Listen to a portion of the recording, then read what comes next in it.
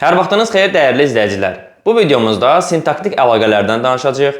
Biz testlərə sintaktik əlaqələr suallarında necə yanaşmalı, ən rahat necə həll etməli, bu barədə danışacağıq. İzaha keçmədən öncə kanala abunə olaraq paylaşılan bu ödənişsiz videolardan faydalana bilərsiniz. Eyni zamanda bizim ödənişli dərslərimiz üçün ekranın bu hissəsində olan 055 418 82 02 nömrələri ilə bizimlə əlaqə saxlaya bilərsiniz. Gəlin vaxt itirmədən keçək mövzumuzun izahına.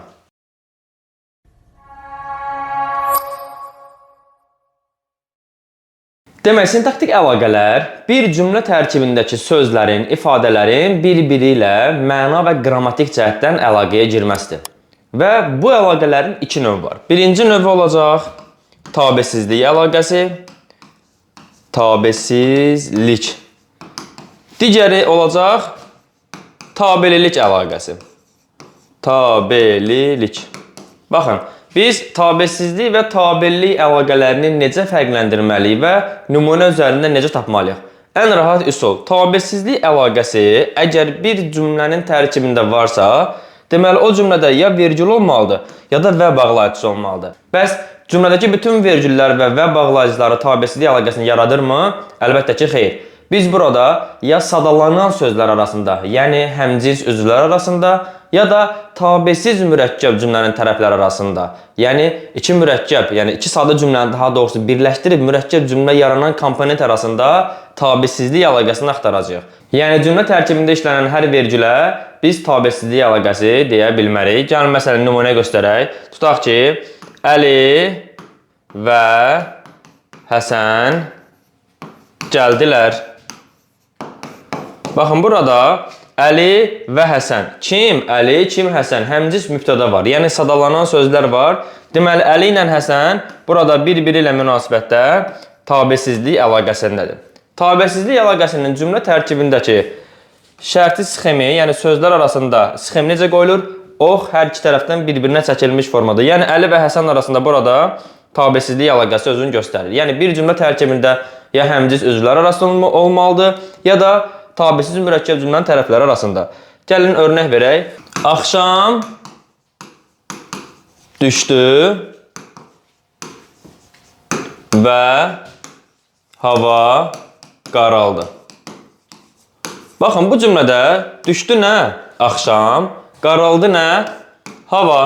Yəni, tabesiz mürəkkəb cümlə var və tabesiz mürəkkəb cümlənin arasında işlənən və bağlayıcı tabesizlik əlaqəsinin göstəricisidir. Yəni, ya tabesiz mürəkkəb cümlənin arasında işlənməlidir, ya da sadalanan sözlər arasında. Məsələn, deyir ki, mən əlbəttə gələcəyəm. Burada əlbəttə modal sözün tələbinə görə cümlədə özündən əvvəl və özündən sonra vergül qoyulur. Düzdürmü? İndi bu vergüllərə görə biz tabesizlik əlaqəsi götürə bilərik. Təbii ki, xeyr, çünki modal sözün vergülü tabesizlik əlaqəsində yoxdur. Məsələn, o bizi masaya qoydu. Burada o-dan sonra vergül qoyulacaq. Bu sonuncu OTK sualında işlənən cümlə tiplərindən biridir. Biz burada, mən, sən, o, biz əvəzlik deyil. Biz iynə deməkdir. O, bizi. Biz isim gəlibsə, deməli, o-dan sonra vergül qoyulmalıdır. İndi yaxşı, bu vergülə görə biz deyə bilərik ki, cümlədə tabesizlik əlaqəsi var. Təbii ki, xeyir, çünki tabesizlik əlaqəsi, yenə deyirəm, ya sadalanan sözlər arasında olur, ya tabesiz mürəkkəb cümlənin tərkibində. Demək ki, bu cümlədə tabesizlik əlaqəsi yoxdur. Bəs yaxşı, tabellik əlaqəsi nədir? Gəlin qaydaq ən baş səhifəmizə tabellik əlaqəsi haqqında danışaq. Biz əvvəlki illərdə tabellik əlaqəsindən danışsaydıq, deyərdik ki, burada yanaşma var, idarə var, uzlaşma var. Sonra başlayardıq yanaşmanın öz qaydalarını, idarənin öz qaydalarını saymağa. Amma artıq bunlara ehtiyac yoxdur. Çünki dim toplularından da yəqin ki, görmüşsünüz ki, nə yanaşmanın, nə idarənin adı artıq çəkilmir. Bizə sadəcə olaraq tabellik əlaqəsi dediyi zaman bir cümlə tərkibində hər hansı bir iki sözün bir-biri ilə əlaqəyə girməsindən söhbət gedir. Bu nə deməkdir? Gəlin ətraflı yazaq. Məsələn, mən bu kitabı ondan aldım. Gəlin cümləni təhlil eləyək. Nə etdim? Aldım. Kim aldı? Mən aldım. Mən nəyi aldım? Kitabı. Hansı kitabı? Bu kitabı. Kimdən aldım? Ondan aldım. Baxın, tabellik əlaqəsi üzvlərin bir-biri ilə əlaqəsidir. Mən aldım. Deməli, burada mən və aldım arasında bir tabellik əlaqəsi var. Yəni, uzlaşma əlaqəsi var. Mübtədə ilə xəbər arasında uzlaşma əlaqəsi olur. Ümumiyyətlə, tabellik əlaqəsində iki tərəf var. Söz birləşməsində olduğu kimi aslı və əsas tərəf. Burada söz birləşməsində olduğu kimi yenə əsasən birinci tərəf aslı tərəfdir və ikinci tərəf əsas tərəfdir. Ox işarəsi, şərti sxemi əsas tərəfə doğru çəkilir. Amma uzlaşma əlaqəsində mübtəda birinci tərəf olduğuna görə birinci tərəf əsas olur, ikinci tərəf asılı olur. Ox işarəsi yenə əsas tərəfə doğru çəkilir. Yəni mən aldım, mən mübtədadır, aldım xəbərdir. Burada uzlaşma əlaqəsi var. Deməli, uzlaşma əlaqəsində ox işarəsi mübtədaya doğru çəkiləcək. Yəni mübtəda və xəbər arasında bir tabellik əlaqəsi var. Bu hissəni silək. Daha sonra bu kitabla əlaqələnib. Bax, bu kitab hansı kitab? Deməli, bu və kitab arasında bir əlaqə var. Artıq yəni mən buna əvvəl kimi deməyəcəm ki, burada yanaşma əlaqəsi var. Sadəcə buna deyir ki, tabellik əlaqəsi var bu ifadələrin tərkibində. Sonra kitabı aldım. Bu ifadələrin arasında tabellik əlaqəsi var. Kitabı aldım. Ondan aldım. Ondan aldım. Burada hər iki tərəfdə əsas tərəf ikinci tərəf olduğuna görə ox işarəsi bu tərəfə doğru çəkilir. Bir dənə uzlaşma əlaqəsində ox işarəsi birinci tərəfə, yəni mübtədaya doğru çəkilir. Baxın, indi cümlə tərkibində testlərdə verdiyi zaman deyir ki, aşağıda verilən cümləyə əsasən hansı əlaqə düzgün göstərilməmişdir. 4 variantda bunu verir, doğrunu. Bir variantda deyir ki, məsələn, mən bu. Mənlə bunu əlaqələndirir. Burada mən bu arasında bir əlaqə varmı? Yoxdur. Və ya bu ondan əlaqəsi var? Yoxdur. Mənin ondan arasında əlaqəsi var? Yoxdur. Mən kitabı arasında əlaqə var? Yoxdur. Əlaqə nə deməkdir? Mən aldım, kitabı aldım, ondan aldım və bu kitab. Yəni, üzvlərin bir-biri ilə əlaqəyə girməsindən söhbət gedir burada. Ona görə görmüsünüz, məsələn, deyir ki, mübtəda tamamlıqla əlaqəyə girmir. Nə əsasən deyilir? O, tabellik əlaqəsinə əsasən deyilir. Daha sonra bizim burada əsas qeyd edəcəyimiz məsələlərdən biri nədir? Yenə qayıdıram ilk səhifəyə. Deyir ki, məsələn, nümunələrin birində sintaktik əlaqələrin bütün növləri işlənir. Baxın, bu testi təcili, tez, sürətli işləməyin əsas qaydası nədir? Sintaktik əlaqələrin bütün növləri işlənib deyirsə, birinci sən orada vergülü ya da və bağlayıcısını axtar cümlə tərkibində. Yəni, orada ya vergül, ya və bağlayıcısı iki məqamda ola bilər. Hansı məqam idi onlar? Bir də xatırlayaq. Həmcis üzvlər arasında, yəni sadalanan sözlər arasında və ya tabesiz mürəkkəb cümlənin tərəfləri arasında ya vergül ya da və bağlayıcısı varsa, demək ki, orada tabesizlik əlaqəsi var. Onsuz da normal bir cümlə strukturu varsa, orada tabellik əlaqəsi hökmən olacaq. Baxın, tabellik əlaqəsi bir cümlə tərkibində necə olar ki, olmasın? Bu formada, məsələn, Əli, əlbəttə bilirəm. Baxın, nə edirəm? Bilirəm. Əli, burada Əli xitabdır. Əlbəttə modal sözdür. Yəni, bu iki ifadə cümlə üzvü ola bilmir. Burada bir dənə xəbər var. Yəni, bir cümlə tərkibində necə ola bilər ki, tabellik əlaqəsi olmasın? O cümlədə, yəni, bir dənə cümlə üzvü olmaq şərti ilə ola bilər. Başa düşdünüz? Yəni, xitabdır, ara sözdür, modal sözdür, yəni burada cümlə üzvü yoxdur. Deməli, cümlə üzvü yoxdursa, xəbərdən başqa. Xəbər nə ilə əlaqəyə girməlidir? Əlaqəyə girəsi bir ifadə yoxdur. Ancaq bu halda ola bilər ki, bir cümlə tərkibində tabellik əlaqəsi olmasın. Yəni, bu hala çıxsaq əgər, demək olar ki, 99% cümlədə tabellik əlaqəsi var. Yəni, hansı nümunədə sintaktik əlaqələrin bütün növləri işlənib deyirsə, onsuz da orada tabellik əlaqəsi var, normal bir cümlədirsə əgər. Yerdə nə qalır? Sənin vergül ya da və bağlayıcısını düzgün yerdə axtarmağın. Yəni, ya vergül, ya və bağlayıcısı sadalanan sözlər arasında, ya da tabesiz mürəkkəb cümlənin tərəfləri arasında olur. Çox vaxtda, məsələn, bu tipli cümlə ilə çaşdırırlar. Ona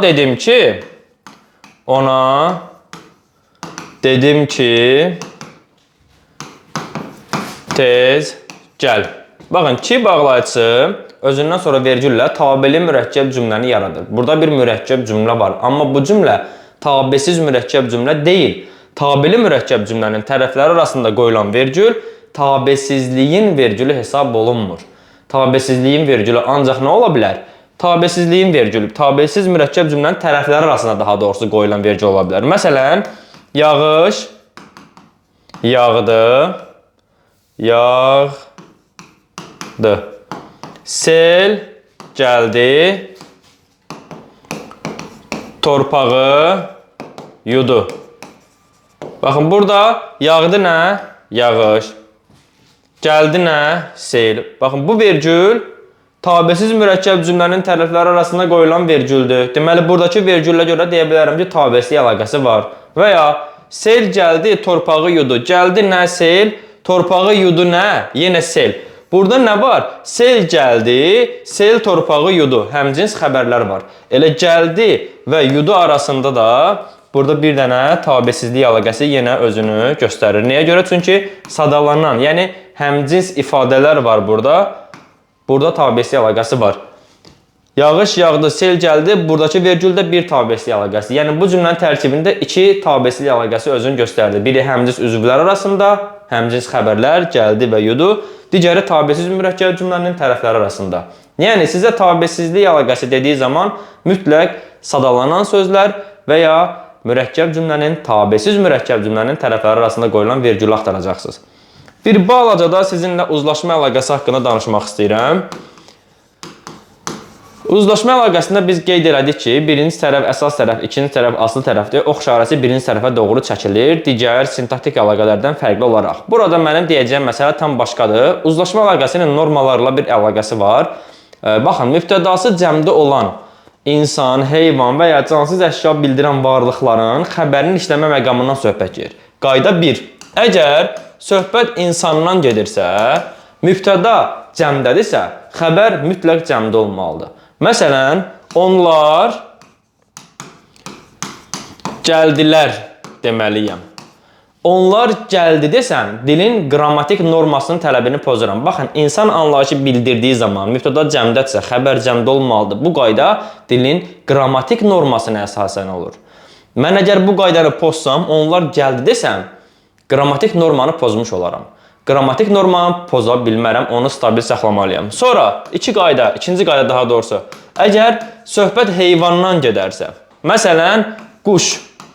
Mübtəda cəmdə olarsa, quşlar uçdular və ya quşlar uçdu.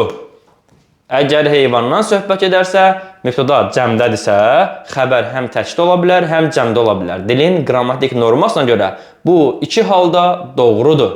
Quşlar uçdu da demək olar, quşlar uçdular da demək olar. Yəni hər ikisi doğrudur. Sadəcə olaraq quşlar uçdular dediyim zaman, baxın, lar, kəmiyyətə görə uzlaşmanı sabit saxlayıram, pozmuram. Quşlar uçdu desəm, kəmiyyətə görə uzlaşma pozulmuş olacaq. İndi baxın, bir var kəmiyyətə görə uzlaşmanın pozulması.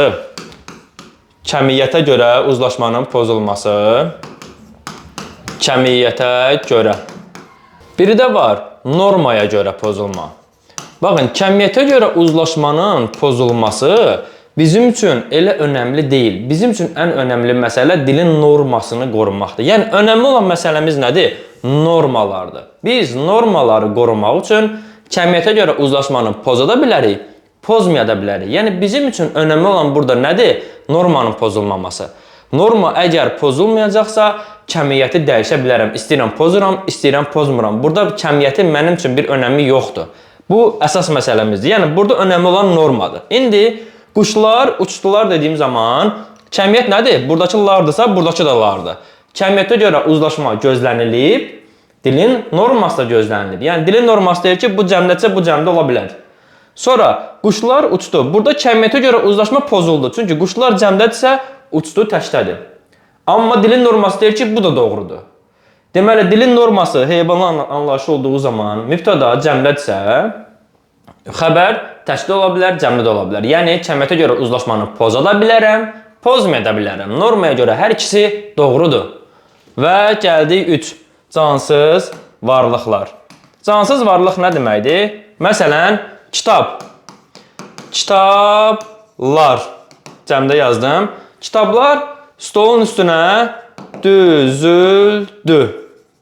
Baxın, kitablar düzüldülər desəm, burada artıq normanı pozmuş olaram. Yəni, qayda deyir ki, cansız əşyada mübtəda cəmdə olarsa, nə? Kitablar. Xəbər mütləq təkdə olmalıdır. Yəni cansız əşyada mən cəmiyyətə görə uzlaşmanı mütləq pozmalıyam. Nəyə görə pozmalıyam?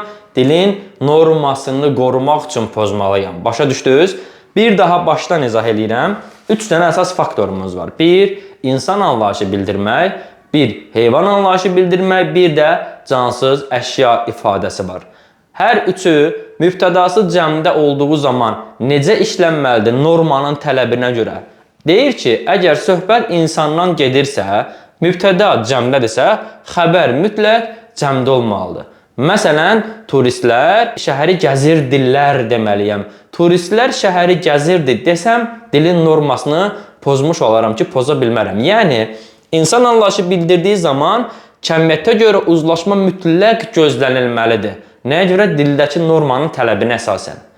Heyvan anlayışı bildirdiyi zaman mübtəda cəmdədirsə, xəbər təkdə də ola bilər, cəmdə də ola bilər. Yəni, inəklər otlayırdılar da deyə bilərəm, inəklər otlayırdı da deyə bilərəm. Yəni, cəmiyyətə görə uzlaşmanı dilin normasına görə poza da bilərəm, pozmaya da bilərəm. Bu, dilimizdə doğrudur, hər iki formada.